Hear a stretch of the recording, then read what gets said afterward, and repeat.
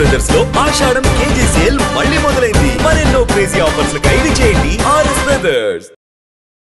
ఇప్పుడు ఆమెమి నష్టపోయింది ఏమీ లేదు. జబర్దస్త్ వల్ల మంచి ఫేమే వచ్చింది ఆవిడకి, మంచి మార్కెట్ కూడా వచ్చింది.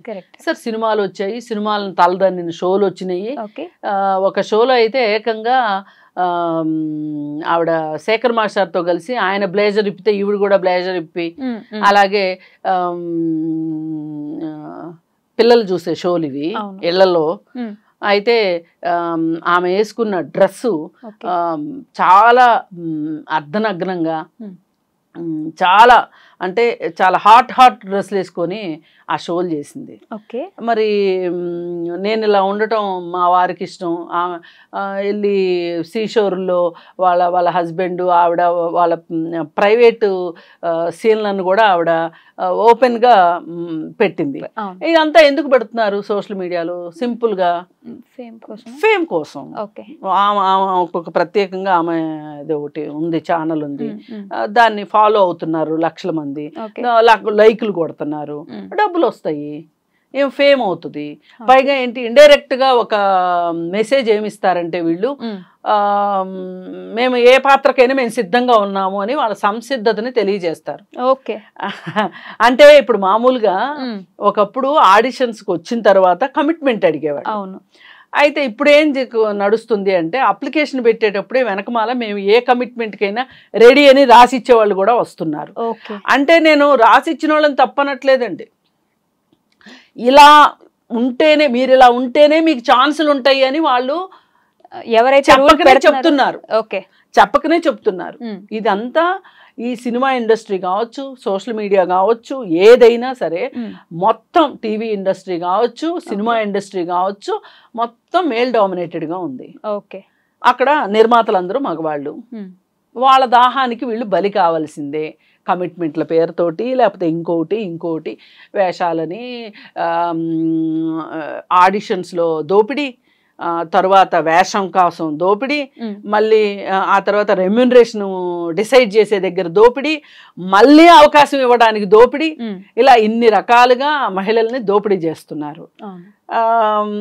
డబ్బుల విషయంలో దోపిడీ చేస్తారా, లేకపోతే వాళ్ళ వాంఛలు తీర్చుకుంటానికి వీళ్ళని లైంగిక దోపిడీ చేస్తారా? దోపిడీలు చేస్తున్నారు.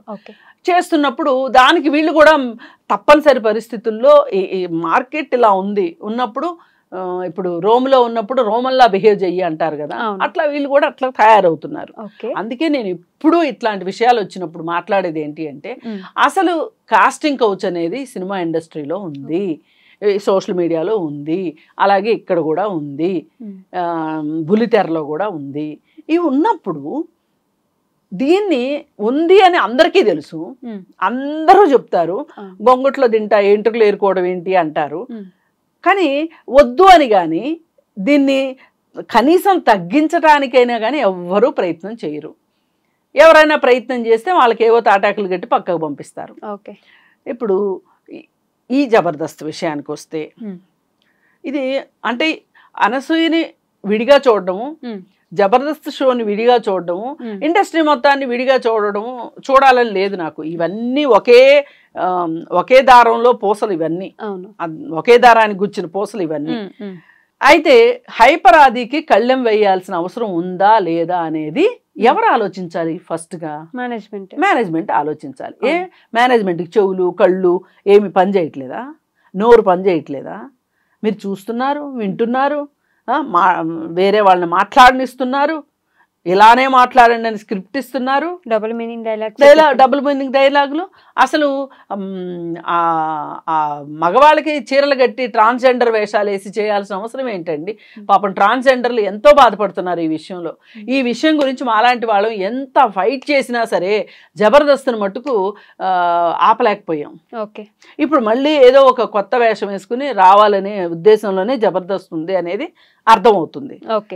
శ్రీదేవి డ్రామా అంటే జబర్దస్త్ ఒక్కటనే కాదు, శ్రీదేవి డ్రామా కంపెనీ కావచ్చు, ఇంకోటి కావచ్చు, ఇవన్నీ ఈ డబుల్ మీనింగ్ డైలాగులు ఎక్కడి దాకా వెళ్ళినాయి అంటే, ఒకప్పుడు అన్నపూర్ణ గారు అని సీనియర్ యాక్టర్, సాక్షాత్తు ఆవిడ కూడా అసలు ఆవిడ మీద చాలా గౌరవం ఉండేది.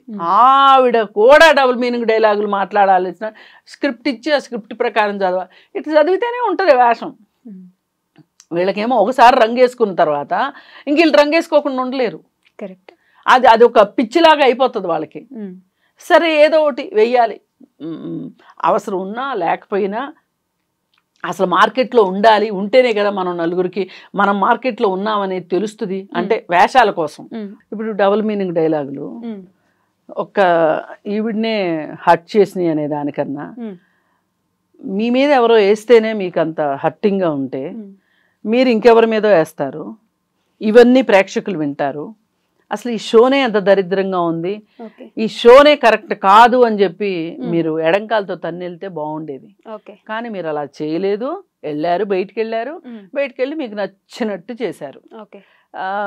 అసలు ఇంకా అంతకంటే ఎక్కువ ఎక్స్పోజింగ్ అన్నీ చేస్తూ ఉన్నారు. అందుకని ఇలా మీరు ఇంకొకళ్ళని అనేంత పరిస్థితి లేదమ్మా, సీన్ లేదు మీకు అనసూయ గారు.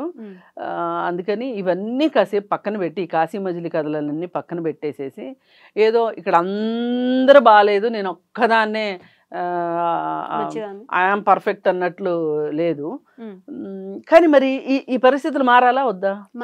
మారాలి కదా. మారాలంటే ఇప్పుడు కాస్టింగ్ కౌచ్ గురించి వీటి గురించి ఒక కమిటీ కావాలి అని చెప్పి ఒక పాష్ కమిటీ కావాలని అడిగాము. అంటే ఏంటి అంటే పని ప్రదేశాల్లో లైంగిక వేధింపుల నిరోధక చట్టం రిఫ్లెక్ట్ కావాలి 10 చోట. ఇది ఇప్పుడు మన స్టూడియో ఉంది, ఇట్లాంటి చోట కూడా ఉండాలి. ఒక ఇంటర్నల్ కంప్లైంట్ కమిటీ ఉండాలి. ఇంటర్నల్ కంప్లైంట్ కమిటీ ఉంటే ఎవరి వల్ల ఎవరు ఇబ్బంది పడ్డా ఆ కమిటీకి వెళ్ళి కంప్లైంట్ చేసుకోవచ్చు. అప్పుడు కూర్చుని ఆ కమిటీలో ఉన్న వాళ్ళు కూర్చుని మాట్లాడి మొదటిసారి వార్నింగ్ ఇచ్చి తర్వాత ఇంకా మళ్ళీ చేస్తే ఆఫీస్ నుంచి తీసేయడం ఇట్లాంటివి చేస్తూ ఉంటారు. ఇప్పుడు అవి ఈ ఇంటర్నల్ కంప్లైంట్స్ కమిటీలు సినిమా ఇండస్ట్రీలో వెయ్యమని ఎప్పటి నుంచో చెప్తున్నాం, వెయ్యట్లే.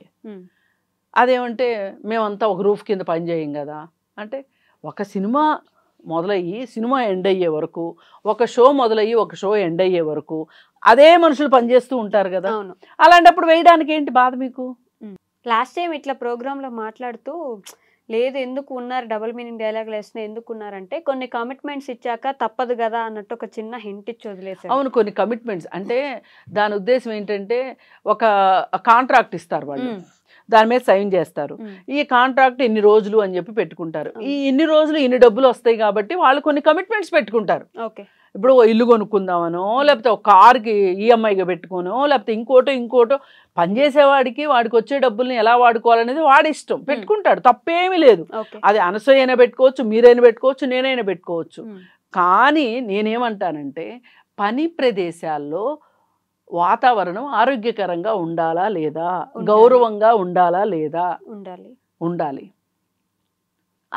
అలాంటి దానికోసమే కమిటీలు పెడితే ఇవాళ ఇలాంటి మాటలు మాట్లాడుకునే అవసరం ఉండదు. ఈ ప్రోగ్రాంలో కూడా నేను ఇందుకే వెళ్ళిపోయాను, నువ్వు నా మీద డబుల్ మీనింగ్ జోకులు వేసావు, నేను అవి తీసుకోలేకపోయాను అని చెప్తే, నేను వెళ్ళిపోయిన తర్వాత కూడా ఆయన ఏమంటాడు, వెళ్ళిపోయానంటే నువ్వు వెళ్ళిపోయిన తర్వాత అమెరికాలో ఉన్నా కూడా సరే మన లింకులు నీకు పంపిస్తున్నాను కదా, అదిరా మన లింకు అని అంటారు. ఈ మాటల్లో అవును, అతను ప్రాస కోసం వాడానని చెప్పొచ్చు, కానీ అది అతను ఏంటంటే రెండో వాళ్ళని మగవాళ్ళని ఒక రకంగా ఆడవాళ్ళని ఒక రకంగా బాధ పెట్టే మనస్తత్వం ఉంది అతనికి. అంటే ఏ స్థాయికి వెళ్ళిపోతాడంటే ఇక రెండో వాళ్ళు అక్కడికక్కడ చచ్చిపోయినా అతనికి ఇష్టమే, కానీ అతని డైలాగు రావాల్సిందే, ఆ డైలాగ్ విని అందరూ నవ్వాల్సిందే, వెకిలి నవ్వులు నవ్వాల్సిందే, ఈ నలుగురు చూడాల్సిందే. చూసి ఆ ప్రొడ్యూసరు ఈయనకి భుజం తట్టేసేసి నీకు ఇంకో 10,000 ఎక్కువ ఇస్తానులే రెమ్యూనరేషన్ అనేదాకా, అంటే దంచమ్మ కొంచెం అంటే ఎగిరెగిరి దంచినట్టు చేస్తాడు. ఆ మాటకు మళ్ళీ కూడా అనసూయ గారు ఇదిగో ఇందుకే వెళ్ళాను అని అది పనిగా మళ్ళీ చెప్తూనే మళ్ళీ.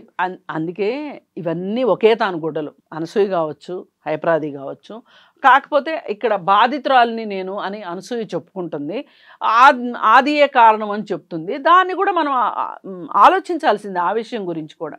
అసలు వీళ్ళిద్దరి గురించి ఆలోచించే కన్నా అసలు ఆ షో గురించి ఆలోచించాలి. ఆ షోని రద్దు చేయాలి. అసలు ఆ షో ఇలాంటి షోలకు కూడా ఒక సెన్సార్షిప్ ఉండాలి ఖచ్చితంగా.